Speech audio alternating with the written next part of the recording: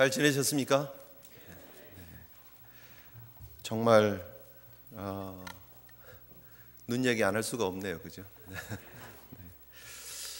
제가 강원도 양구에서 군생활을 했습니다. 양구에서 눈 치웠던 것보다 더 치우는 것 같아요, 지금. 이번 주는 월요일 얼음 깨고, 목요일 눈 치우고, 금요일 얼음 깨고, 토요일 밤 11시까지 눈 치우니까 주일이 코앞에 왔습니다. 정말 우리 집 뭐 이렇게 주차장들 또 이렇게 앞에 비즈니스 앞에 이렇게 치우시면서 혹시 허리 다치신 분들은 없는지 염려되기도 하고 걱정되기도 합니다. 언제 봄이 오나 이제 막 봄이 기다려집니다, 그죠? 그러나 너무너무 여러분 감사한 것은 그럼에도 불구하고 하나님께서 그때그때 은혜를 주신다는 거죠. 우리에게 힘들고 어려운 상황이 옵니다. 그러나 항상 돕는 손길을 보내주십니다. 돕는 손길을 보내주십니다. 주일날 눈을 많이 오게 하셔서 박덕준 목사님을 못 가게 하셔가지고 월요일 아침 얼음 같이 깨게 하셨습니다. 한 명이 너무너무 중요한 거거든요. 이게 우리가 사이드워크 되게 길잖아요, 이거를요. 근데 이거를 삽으로 일일이 깨서 깎아야 됩니다. 이게 한 명이 너무너무 소중합니다. 이제 실명을 막 밝히기로 했습니다. 새벽 예배 때 우리 이범한 집사님 계속 막 새벽에 눈 올 때마다 이제는 막 한 4시 반에 오시는 것 같아요. 와서 나가보면 사이드워크 1차 치워져 있어요. 너무너무 감사합니다. 이제 실명을 밝힌다니까요. 어디 계세요? 이게 인사를 안 할 수가 없어요. 너무 감사해서. 이번 주만 해도 2번인가 하셨어요. 그리고 막 새벽 예배 끝나면 한 번 더. 목요일 아침에 새벽 예배가 없었습니다. 근데 오셨습니다. 오셔서 치우고 가셨습니다. 너무너무 감사합니다. 어제도 우리 김원근 지휘자님, 동근 씨 오셔가지고 밤 11시까지 우리 같이 눈 치우고 너무 수고해서 아이스크림 하나씩 먹었습니다. 가서 찬 아이스크림을 먹었는데도 속이 시원하더라고요. 하도 땀을 내가지고. 눈 올 때마다 우리 교육자들 또 우리 박정우 목사님 또 우리 요셉 목사님 차로 와서 이렇게 밀어주시고 얼마나 수고 많으신지 모릅니다. 우리 정 장로님, 최 장로님 역시 장로님들이 또 그때마다 또 김충원 장로님 소금이 지금 다 떨어졌어요. 어저께 사실은 그렇게까지 늦게 안 해도 되는데 소금 쫙 뿌리면 되는데 소금이 없어요. 홈디포 가도 없고요. 뭐 인근 아파트 슈퍼들한테 가서 구걸을 해도 없고요. 지금 방법이 없었는데 그래서 막 일단 위험한 것만 깎았는데 아침에 김 장로님이 소금을 또 집에 걸 가지고 오셔가지고 입구만 조금 뿌렸습니다. 상황은 아셔야 될 것 같아서 이렇게 말씀을 드립니다. 어쨌든 그럼에도 불구하고 하나님께서 피할 길을 주시고 이겨내게 하시고 감당하게 하시고 여기까지 인도하신 줄 믿습니다. 그리고요 또 하나님께서 이 2월이 지나면 3월을 허락하실 것이고 3월이 지나면 4월을 허락하실 것이고 꽃 피는 봄을 또 허락하실 줄 믿습니다. 봄이 어찌하든 간에 어떤 상황이든 간에 봄은 저기 코너를 지나서 지금 우리를 향해서 달려오고 있는 줄 믿습니다. 믿으시죠? 그것이 우리에게 주시는 하나님의 은혜라는 사실을 우리가 기억해야 됩니다. 왜 우리가 힘들고 어려운 상황 속에서 낙심하느냐? 이것이 영원할 것 같아서, 그죠? 이 겨울이 영원할 것 같아서, 정말 이제는 지겹다. 왜 이렇게 힘들지? 어제도 신문을 이렇게 잠깐 보니까 경기가 좀 회복되는 것 같다가 이 눈 때문에 경기가 다시 어려워졌다는 그런 뉴스가 나오더라고요. 왜 이렇게 힘들게 하지, 어렵게 하지 하는 그런 상황이 영원할 것 같았지만 분명한 것은 한 2달만 지나면, 한 달만 지나면 온도가 다르다는 거죠. 심지어 이번 오는 주는 한 40몇 도까지 올라가더라고요. 그래도 감사하게. 그런 뉴스들이 있다라는 거예요. 여전히 그 상황이 끝이 아니라 그 다음 상황이 준비되어지고 있다라는 거죠. 그래서 여러분 우리가 착각하지 말아야 될 것이 뭐냐 하면 내가 인생이 잘 풀려갈 때 이것이 영원할 거라고 착각해서도 안 되고요. 인생이 어려울 때 그것이 영원할 거라고 낙심해서도 안 된다는 거예요. 지금 최근에 뉴스를 이렇게 장식하는 친구 한 분이 있습니다. 친구 한 명이 있습니다. 저스틴 비버라는 친구가 하나 있는데 이 친구가 요즘 고삐가 좀 풀렸어요. 지금 막 마약 먹고 막 좋은 스포츠카 타고 막 달리다가 잡혀가지고 감옥에 들어가고요. 감옥에 들어갔는데 뭐 사진을 찍는데 좀 반성하는 듯한 표정으로 사진을 찍어야 되잖아요. 이렇게 들어가면 그 오렌지색 옷 입고 이렇게 찍어야 되는데, 이렇게 해야 되는데 웃으면서 찍어가지고 또 그 신문에 막 올라오고. 그래서요, 지금 미국에 저스틴 비버 추방하기 서명 운동이 벌어지고 있습니다. 왜 캐나다 시민권입니다. 캐나다 친구가 왜 미국 와가지고 이 젊은 청소년들을 나쁜 영향을 끼치는 그런 모습으로 지금 저러고 있느냐라는 거죠. 왜 여기서 돈 벌게 하고 저렇게 하고 있느냐 해서 추방 운동 서명하고 있습니다. 지금 시민 그냥 영주권 이렇게 해서 보내라고. 왜 그렇습니까? 저스틴 비버가 왜 그러고 있습니까? 자기의 지금 그 인기, 자기가 높아진 그 자리가 계속 갈 거라고 착각하는 거죠. 문제 있으면 보석금 내면 되고, 문제 있으면 변호사 사면 되고, 내가 저스틴 비버인데, 그렇죠? 계속 갈 거라고 생각하는 거예요. 착각이죠. 계속 갑니까? 그렇지 않습니다. 연예인들 인기 올라가면 내려올 때가 있습니다. 조나라, 위나라, 초나라, 연나라, 제나라를 잇따라 무너뜨리고 진나라, 그죠? 중국 대륙을 처음으로 통일을 합니다. 221년 기원전. 그 진시황이 진나라에, 우리가 그 진시 황제를 얘기할 때 진시 황제라고 얘기를 하죠, 그죠? 그 진이 차이나가 되는 거 아니에요, 그죠? 진나라의 시는 뭐냐면 처음이라는 말이야. 처음 황제라는 거야. 진나라를 만들어 놓고 자기가 황제라고 일컬은 첫 번째 사람이에요. 그래서 자기를 일컬어서 지미 뭐 이런 얘기 표현하잖아요. 그리고 옥새 뭐 이런 것들 그 사람이 제일 먼저 시작한 거예요. 그래서 엄청난 진나라를 만들어 놓고 그 나라가 영원할 것이라고 생각합니다.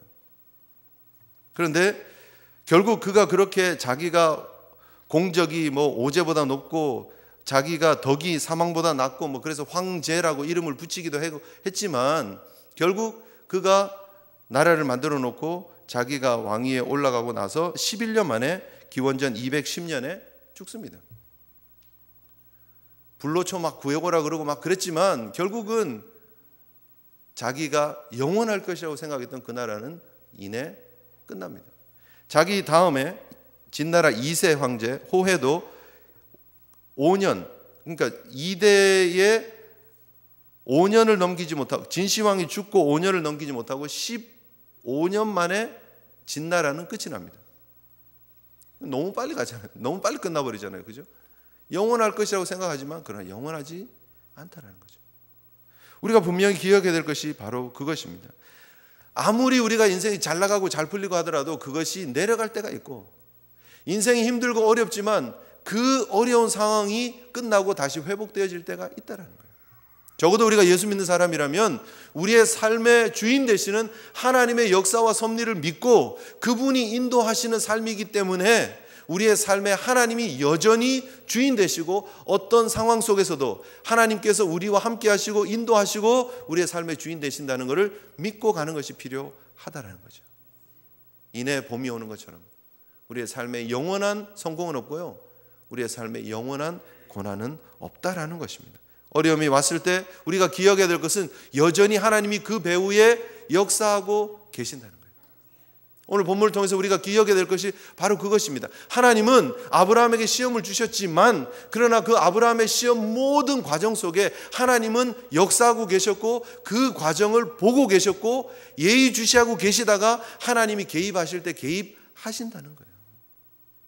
우리의 인생을 고아처럼 내버려 두시지 않습니다. 하나님께서 부르신 인생이고 하나님께서 책임지신다고 하신 인생인데 하나님께서 우리를 내버려 두시겠느냐는 거예요.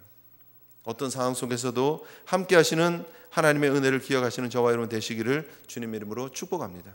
시험을 참는 자는 복이 있도다. 이것의 옳다 인정함을 받은 후에 주께서 자기를 사랑하는 자들에게 약속하신 생명의 면류관을 얻을 것이라 그랬습니다. 이 과정이 지나가면 하나님이 예비하신 은혜의 때가 도래한다라는 거예요. 어렵고 힘든 때가 우리 인생에 왔다가 가고 합니다. 그러나 중요한 것은 그 상황 속에서 하나님이 여전히 함께하고 계시는 믿음을 가지고 하나님을 바라보는 것이 중요하다라는 거예요. 자, 여러분 오늘 본문을 다시 잠깐 가서 보시겠습니다. 9절을 우리가 좀 보시면 좋겠습니다. 9절. 제가 보여드리고 싶은 부분이 바로 이 부분입니다. 9절에 보면 하나님이 그에게 일러주신 곳에 이르렀습니다. 아브라함은 하나님이 하라고 하는 데까지 갑니다. 하나님이 하라고 하는 예배를 드립니다. 하나님이 하라고 하는 번제를 드립니다. 딱 그만큼입니다. 그런데요, 조금도 흔들리지 않습니다. 철저하게 하나님 주신 말씀 그거 붙잡고 꾸준히 전진합니다. 자, 9절을 보겠습니다. 9절 후반절에 보면 이에 아브라함이 그곳에 제단을 쌓고 나무를 버려 놓고 그의 아들 이삭을 결박하여 제단 나무 위에 놓고 손을 내밀어 칼을 잡고 그 아들을 잡으려 하니. 자, 여러분 여기까지 이 9절 후반절부터 10절까지 이어지는 이 표현들을 잘 보십시오. 계속해서 이 동작들이 이어지고 있다는 것을 보여주고 있습니다. 자, 이제 여기 왔으니까 이삭 너 저기 좀 가 있어라. 내가 생각 좀 해야 되겠다. 기도 좀 해야 되겠다. 이게 하나님이 정말 이걸 원하시는 게 맞나? 고민하지 않습니다. 모리아에 왔어요. 그리고 나서 주저하지 않습니다. 그리고 바로 그곳에 제단을 쌓습니다. 1차 행동이 끝나자마자 바로 그 위에다 나무를 얹어 놓습니다. 그 일이 끝나자마자 이삭을 데리고 와서 결박을 합니다. 앞으로 묶지는 않았을 겁니다. 아마 뒤로 묶었겠죠. 뒤로 결박을 합니다. 그리고 그 결박한 이삭을 그 나무 위에다가 올려놓습니다. 그리고 칼을 내밀어서 잡습니다. 그리고 그를 향해서 칼을 들어서 치려고 합니다. 이 모든 것이 연속적인 동작이라는 거예요. 긴박하게 일들이 진행되어지고 있다라는 표현을 성경은 지금 하고 있는 거예요. 그런데 하나님께서는 그 긴박하게 흘러가는 그 상황을 예의주시하고 보고 계신다는 거예요. 언제 스탑해야 되는지 하나님이 개입하셔야 될 그 타이밍에 개입하시기 위해서 아브라함아 아브라함아 멈추라고 말씀하실 그 타이밍을 위해서 보고 계신다는 거예요. 여러분의 인생도 하나님께서 예의주시해서 불꽃 같은 눈동자로 지켜보고 계시는 줄 믿습니다. 우리의 삶에 어려움이 옵니다.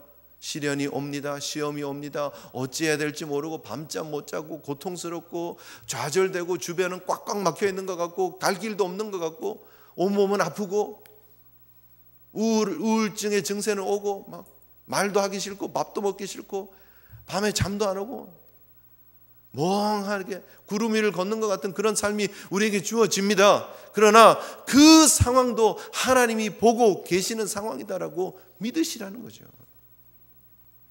아브라함의 그 고민의 순간, 아브라함이 브엘세바를 출발해서 모리아 이 예루살렘에 오는 그 순간까지 3일의 모든 걸음걸음을 하나님은 보셨어요. 그의 마음의 갈등을 보셨어요.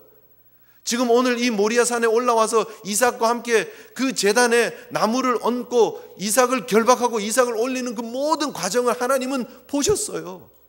그런 하나님이 우리의 하나님이라는 거예요. 우리의 인생을 하나님이 그냥 뜨문뜨문 보시는 하나님이 아니라는 거예요. 하나님께서 아브라함에게 야 아브라함아 이삭을 바쳐라 그래 놓고 하나님이 다른 일 하고 계시다가 갑자기 봤는데 아브라함이 칼 들고 있는 거예요. 야 잠깐 그게 아니라는 거예요. 하나님 딴 일 하고 계시다가 한 번씩 우리 인생을 보셨다 말았다 하시는 하나님이 아니라 한 번도 눈을 떼신 적 없이 아브라함의 움직임을 지켜보시면서 모리아산 위에서 칼을 들고 이삭을 향해서 달려가는 그 아브라함의 모습을 보시고 멈추라고 하시는 거예요. 100분의 1초만 늦으면 머리에서는 멈춰라, 귀가 멈추라는 소리를 듣고 머리가 멈추라고 했는데 이 신경이 반응하는 속도보다 더 늦어서 그냥 내려갈까 봐 하나님이 급하게 개입하시는 모습이 보이지 않습니까? 하나님 보고 계신다는 거예요.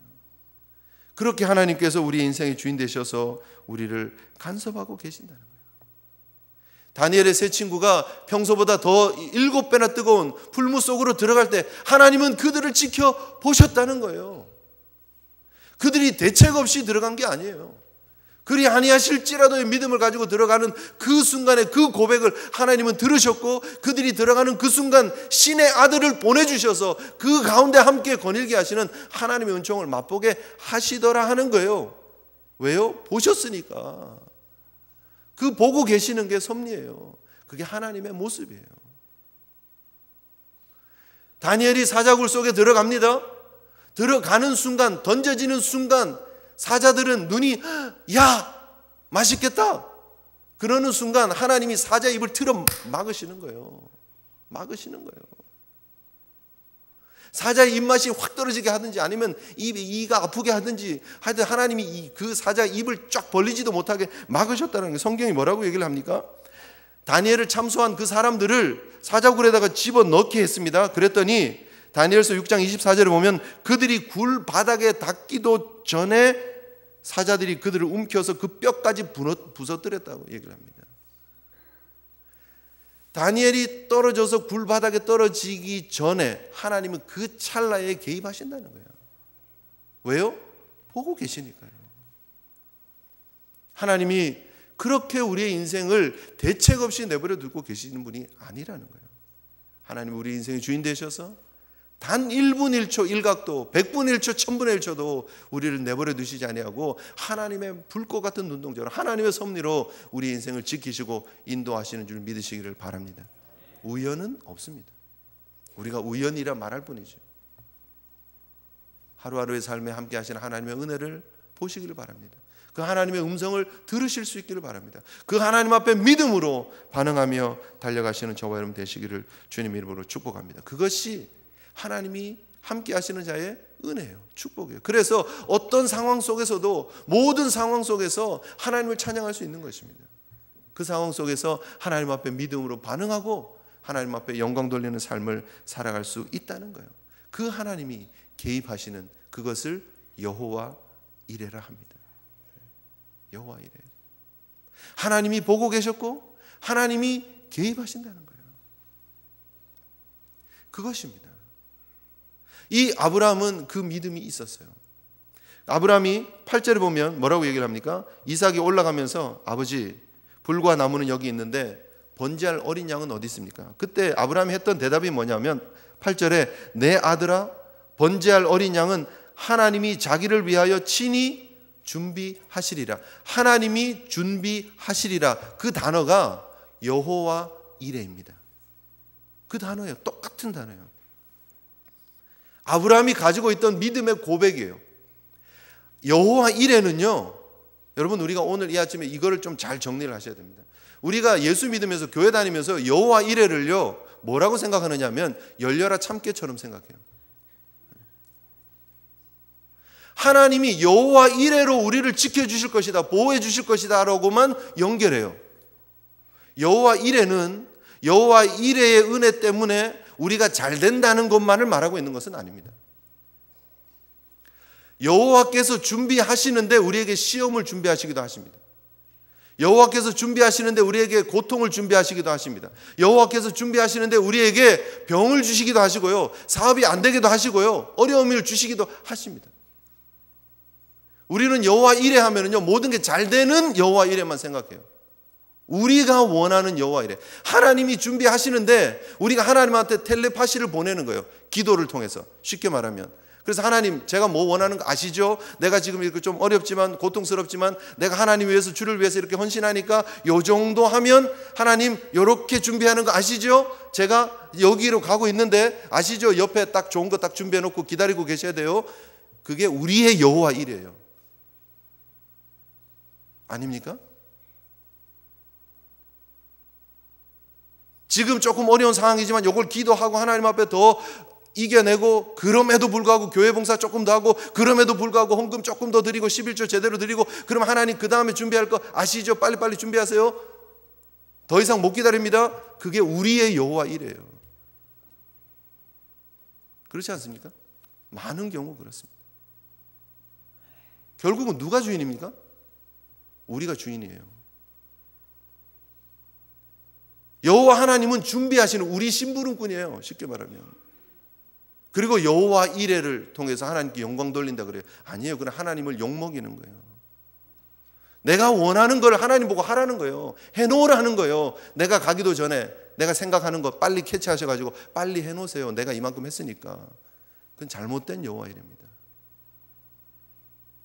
진짜 여호와 이레는 하나님이 하신다를 인정하는 거예요. 그분의 섭리를 인정하는 거예요. 아멘이십니까? 그래도 아멘 해주셔서 감사합니다. 이걸 노멘하고 싶어하는 분들이 너무 많아요. 하나님 좋으신 하나님이어야 해요. 나에게 하나님 내가 그려놓은 그림대로 움직여 주셔야 되는 하나님이에요. 그러지 않습니다. 아브라함이 하나님 앞에 여호와 하나님께서 준비하실 것이다, 여호와 이레를 고백했던 그 순간은 8절에서 이미 나오고 있습니다. 내가 지금 어떻게 될지 몰라요. 대책도 없어요. 이삭을 데리고 가는데 이삭은 철도 없이 나이도 먹었으면서 지금 상황을 보면 뻔히 지금 어떤 상황인지 알면서 왜 그 아버지 속을 후벼 파는 거예요. 지금 아버지 불과 나무는 있는데 왜 어린 양은 없습니까? 재물은 어디 있습니까? 마음이 미어 터지는 상황이지만 그 앞도 안 보이는 상황 속에서 여호와 이레를 고백하는 거예요. 그게 아브라함의 믿음이에요. 그게 진짜 여호와 이레입니다. 그 다음에 하나님께서 수풀에 순양이 걸리게 하셨고 그걸 준비해 주셨기 때문에 그게 이레가 아니고, 진짜 이레는 하나님께서 우리의 삶을 다 보고 계시고 하나님께서 섭리하고 계신다는 거예요. 알고 계신다는 거예요. 준비하고 계신다는 거예요. 그게 진짜 여호와 이레라는 거예요. 하나님 앞에 여러분 우리가 어떤 믿음으로 가고 있느냐는 거예요. 우리가 하나님을 주장하려고 합니다. 노골적으로 부자 만들어 달라고 그럽니다. 노골적으로 건강하게 해달라고 그럽니다. 노골적으로 누구보다 높아져야 된다고 얘기를 합니다. 그게 신앙의 목적입니까? 골입니까? 그러지 않습니다. 하나님 앞에 우리가 나아가면서 그 하나님을 하나님으로 인정하는 것, 그 하나님이 내 인생의 주인입니다를 인정하는 것, 그게 진짜 여호와 이레라는 거예요. 그것이 하나님이 원하시는 믿음이다라는 거예요. 모세오경이 쓰여지면서 이 아브라함의 믿음의 사건을 광야 2세들에게 주면서 지금 모세가 잘 봤지 너희들? 아브라함이 이렇게 했더니, 아브라함이 이렇게 내려놓았더니 그거 봐, 복 받는 거 보이지? 복 받으려면 이렇게 해. 이거를 가르쳐 주려는 게 아니라니까요. 하나님이 아브라함의 인생에 한시도 놓치지 않고 아브라함의 인생을 지키시고 인도하시고 그를 통해 영광받기 원하시는 하나님이 여전히 너희들도 그렇게 보고 계신다는 거예요. 하나님 앞에 믿음으로 반응하고 하나님을 보고 하나님 의지하고 약속의 땅에 들어가서 하나님만 바라보고 나가라는 거예요. 그것이 모세가 광야 2세들에게 주기 원했던, 이 모세오경을 통해서 주기 원했던 레슨의 핵심입니다. 물론 하나님께서 우리에게 이유 없는 고통을 주시진 않습니다. 우리에게 고생하라고 어려움을 주시지 않죠. 그러나 심지어 고생까지도, 심지어 어려움까지도 하나님의 은혜인 줄 알고 하나님의 섭리인 줄 알고 여호와 이레인 줄 알고 믿음으로 나아가시는 저와 여러분 되시기를 주님의 이름으로 축복합니다. 하나님 감사하게도 그 이삭을 바치는 그 순간에 순양을 준비하셔서 그 순양을 대신해서 하나님께 드릴 수 있는, 제사 드릴 수 있는 그런 길을 열어주셨습니다. 하나님이 하시는 일이에요. 하나님이 그렇게 하셨으면 좋겠어요. 여러분들 인생에도. 그러나 항상 그렇게 하시지만은 않으실 거다는 것, 제가 그거는 보장할 수 있습니다. 어려움이 와도, 사방이 막힌 것 같아도 그럼에도 불구하고 하나님이 여전히 여러분의 하나님이 되셔야 되고, 하나님은 여러분을 통해서 여호와 이레의 고백을 듣기를 원하신다는 사실을 여러분 기억해 주셨으면 좋겠습니다. 자, 근데 여기 더 중요한 게 있습니다. 하나님께서 하나님이 아브라함의 그 참 절절한 그 아버지의 마음, 부정을 아셔서 순양을 준비해 주셔서 제사를 드렸다. 끝. 와, 정말 해피엔딩이구나. 하나님 믿으면 하나님 해피엔딩으로 해주시고 여호와 이레의 은혜를 주시는구나. 이거는 아니라고 분명히 말씀드렸습니다. 그러면 아브라함이 누렸던 진짜 은혜는 뭐냐는 거예요. 하나님이 준비하신 대안은 과연 무엇이었느냐는 거예요. 이 사건을 통해서, 창세기 22장을 통해서 주시는 하나님의 진짜 레슨은 무엇이냐는 거예요. 아브라함이 받아 누렸던 진짜 복은 무엇이냐는 거예요. 예수님이 정답을 주고 있습니다. 요한복음 8장 53절 이하에 보면 그 예수님을 공격하던 사람들이 그렇게 얘기를 하죠. 너는 이미 죽은 우리 조상 아브라함보다 크냐? 우리 선지자도 죽었거늘 너는 너를 누구라 하느냐? 예수님을 향해서 도전합니다. 그때 예수님께서 하신 말씀이 뭐냐 하면 너희 조상 아브라함은 나의 때 볼 것을 즐거워하다가 보고 기뻐했다라고 얘기를 합니다. 8장 56절에 너희 조상 아브라함은 과거에 이미 나의 올 것을 보았다는 거예요. 이미 보았고 그것을 보고 기뻐했고 즐거워했다. 그렇게 얘기합니다. 이미 보았고 기뻐하고 즐거워했다라고 얘기를 합니다. 예수님이 그렇게 말씀하시는 거예요. 아브라함에게 주어졌던 진짜 복이 어디에 있느냐? 결국 그가 모리아 산을 향해서 걸어가는 이 창세기 22장의 사건을 통해서 하나님이 누구신지를 볼 수 있었고, 무엇보다 하나님께서 에덴 동산에서 인류의 범죄 이후에 하나님이 계획하시고 준비하셨던 구속 사역의 원리가 무엇인지를 아브라함에게 보여주셨다는 거예요. 아멘이십니까? 무슨 말인지 잘 이해가 안 되시죠? 잘 들어주십시오. 이미 창세기 22장에 우리가 말하는 복음의 원리가 다 들어있다는 거예요.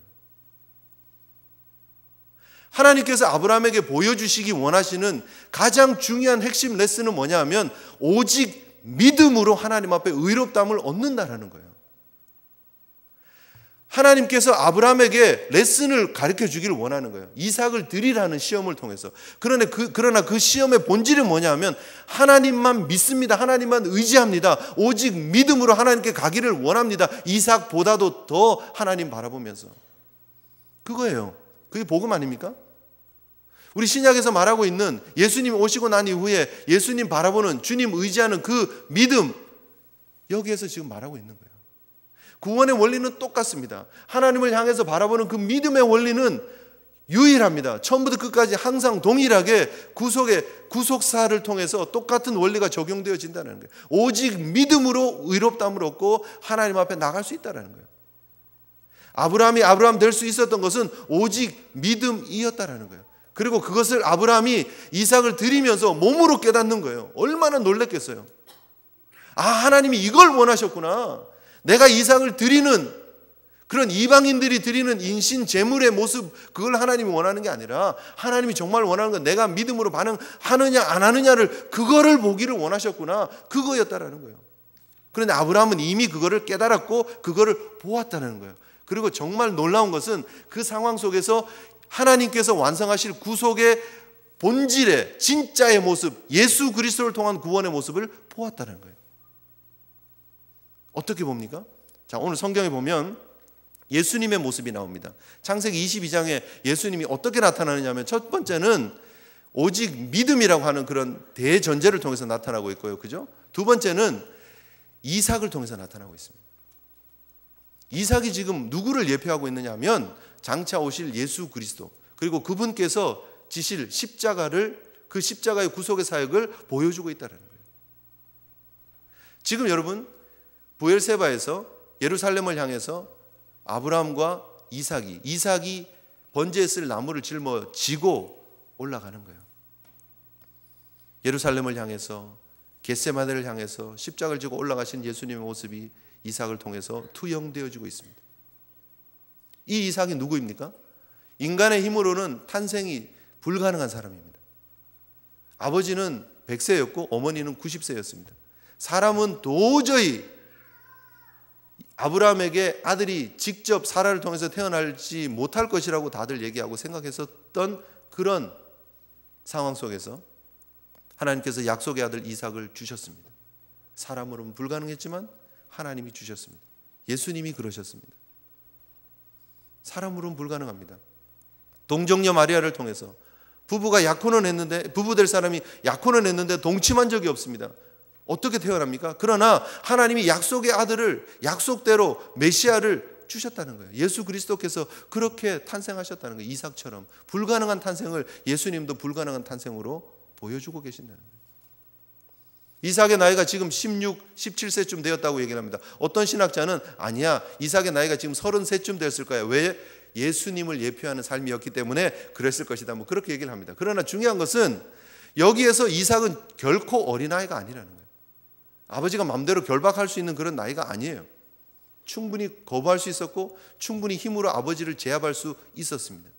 그런데 그는 묵묵히 결박을 당합니다. 더 재밌는 것은 자기가 그 제단 위에다가 자기가 나무를 벌려놓고 그 다음에 묶이는 거예요. 자기 손으로 제단을 준비하고 자기가 거기에 묶여 들어가는 거예요. 그리고 올라가는 거예요. 이게 여러분 누구를 보여주고 있느냐? 예수 그리스도를 보여주고 있다는 거예요. 예수 그리스도께서 십자가를 지시고 묵묵히 겟세마네에 올라가십니다. 여러분, 그 겟세마네에서 예수님의 그 기도를 우리가 기억하지 않습니까? 십자가를 지시기 전에 그 잔이 피할 수 있으면, 가능만 하다면 지나갔으면 좋겠습니다. 그러나 나의 뜻대로 마시고 아버지의 원대로 해달라고. 묵묵히 순종하는 예수님의 모습을, 이삭의 모습을 통해서 볼 수 있는 것입니다.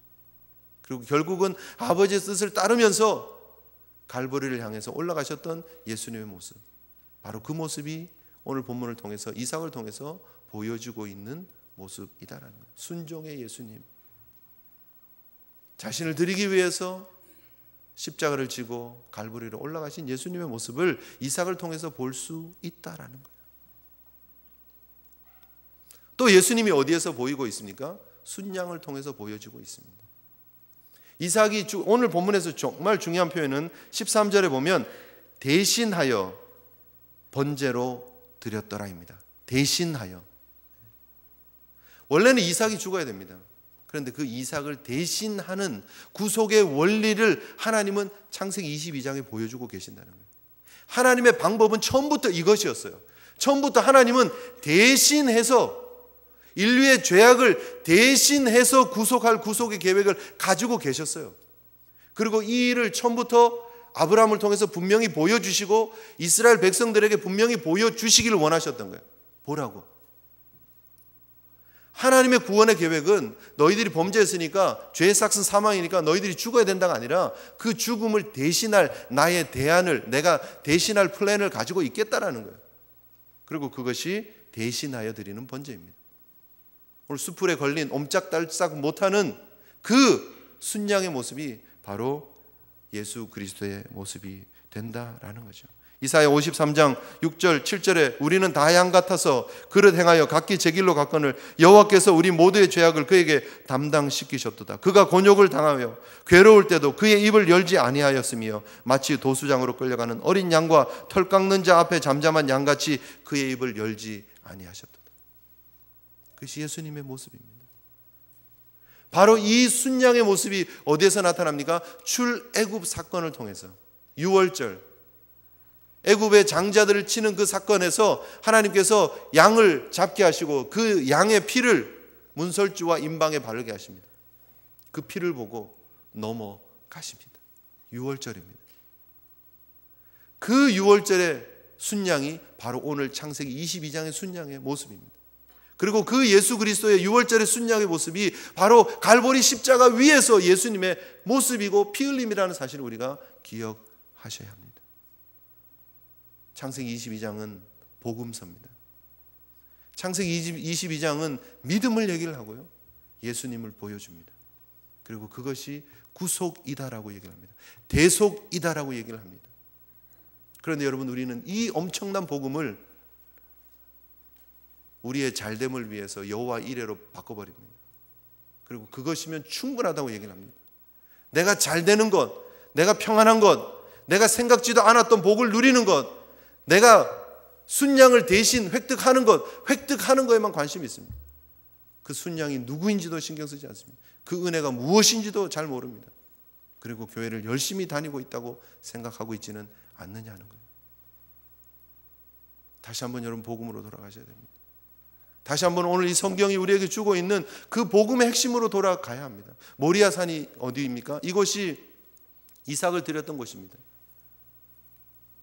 지금 이제 예루살렘에 가면은요, 거기에 황금돔이라고, 예루살렘 사진을 보면 금색으로 이렇게 막 큰 돔을 만들어 놓은 사원이 있습니다. 이슬람 사원이죠. 세계 3대 이슬람 사원입니다. 거기가 그 돔 오브 더 락인가? 그래서 바위의 돔이라는 그런 곳인데요. 거기가 모하멧이 승천할 때 날개 달린 말을 타고 올라갔다는 거예요. 그 반석, 그 바위 위에서, 그 이삭을 드렸던 곳 위에서. 그래서 거기다가 성전을 지은 거예요. 그 사원을 지은 거예요. 모스크를, 이슬람들이. 근데 바로 그 자리가 어떤 자리냐? 이삭이 드려졌었어야 했던 자리라는 거예요. 순양이 대신해서 죽었던 자리라는 거예요. 바로 그것에 나중에 다윗이 조금 이게 사탄의 유혹을 받습니다. 그래서 계수를 해요. 역대상에 보면, 역대상 21장에 보면 그 인구조사를 합니다. 왜 인구조사를 하느냐면 내가 군사력을 얼마나 가지고 있나, 내가 어느 정도 괜찮은 왕인가를 확인하기 위해서 인구조사를, 요압을 시켜서 인구조사를 해요.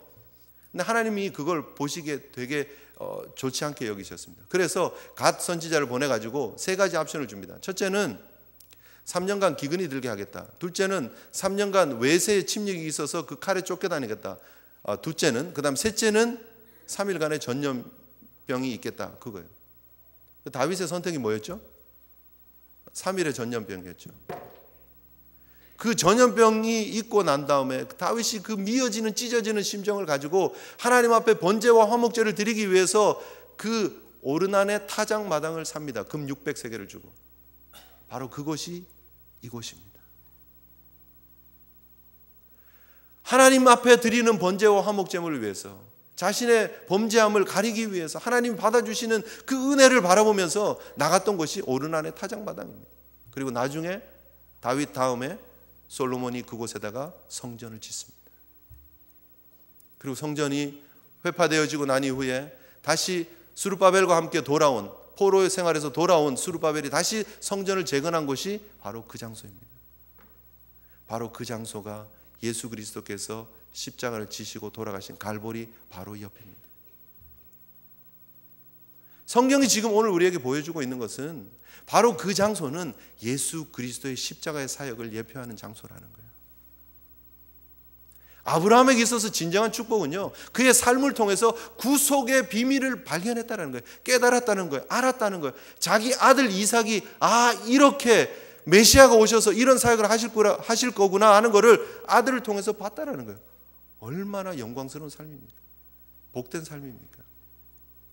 그것이 아브라함이 누렸던 축복이라는 거예요. 작년에 여러분 넬슨 만델라가 돌아가셨습니다. 남아프리카 공화국의 대통령, 노벨 평화상을 받으신 분이죠. 근데 그분이 1990년대 어느 기자회견에서 이렇게 얘기를 했어요. 만약에 내가 죽고 난 다음에 나중에 나로 영화가 하나 만들어진다면 나는 모건 프리먼이 주연을 했으면 좋겠다, 이렇게 얘기를 합니다. 흑인 배우 있습니다. 모건 프리먼이 정말 똑같이 닮았습니다. 넬슨 만델라하고 거의 판박이처럼 생긴 흑인 배우가 있습니다. 그런데 그렇게 얘기를 했는데요, 실질적으로 2009년에 그 모건 프리먼이 인빅터스라고 하는 영화의 주연으로 나옵니다. 그리고 넬슨 만델라 역을 합니다. 이게 넬슨 만델라가 감옥에 있다가 나와서 직선 그 대통령제를 통해서 처음으로 대통령이 되지 않습니까? 대통령이 되고 나라의 행사가 있었는데 럭비 월드컵이 있었던 거예요. 럭비 월드컵. 거기에 남아프리카 공화국 대표를 인종을 섞어서 팀을 만들어서 한번 나가서 우승하자. 그게 넬슨 만델라가 가지고 있었던 마음이었어요. 그래서 맷 데이먼이라고 하는 그 영화 배우 있거든요. 거기가 주연인데 그 사람을 데리고 와가지고 감독을 해서 훈련하고 이렇게 나가는 그런 영화예요. 한번 보십시오. 인빅터스. 한번 보십시오. 우리 젊으신 분들은 꼭 한번 보십시오. 거기에서 그렇게 모건 프리먼이 넬슨 만델라 역을 탁 합니다. 그런데 여러분, 그 영화 배우가 하는 말이 뭐냐 하면 영원히 잊지 못할 영광입니다, 이렇게 얘기합니다. 내가 넬슨 만델라의 역을 했다는 게 나는 영원히 잊지 못할 역입니다. 영광입니다. 그렇게 얘기를 했습니다. 여러분, 영화 배우가 다른 사람의 인생을 대신해서 연기하는 게 직업입니다. 그런데 그 직업 배우가 넬슨 만델라의 역할을 한번 했다고 해서 영원히 잊지 못할 영광입니다 라고 그렇게 얘기를 했습니다. 실질적으로 이 모건 프리먼하고 넬슨 만델라하고는 20년 동안 친구같이 이렇게 우정을 나누면서 같이 지냈습니다. 얼마나 영광이라고 생각하는지 모릅니다. 한번 그 역할 한번 했다고. 그런데 여러분, 이 아브라함은요, 예수 그리스도를 통해 이루어질 구속의 완성의 그림을 자신의 삶을 통해서 보았어요. 모리아산 위에서 이삭을 드리는 그 모습을 통해서, 대신해서 순양이 죽는 모습을 통해서 예수 그리스도께서 완성하실 구속사적 완성이 이 그림이구나 하는 것을 보았어요. 예수님께서 증언하시잖아요. 그것이 아브라함에게 있어서 가장 큰 축복이라는 거예요. 아멘이십니까? 그런데 여러분, 우리는 그거를 알잖아요. 보았잖아요.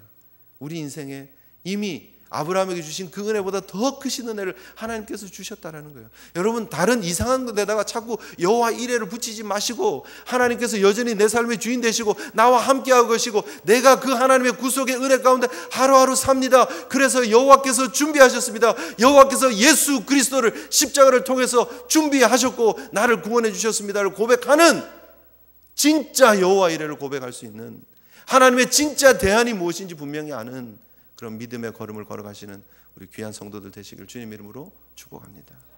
우리 함께 하나님 앞에 기도했으면 좋겠습니다.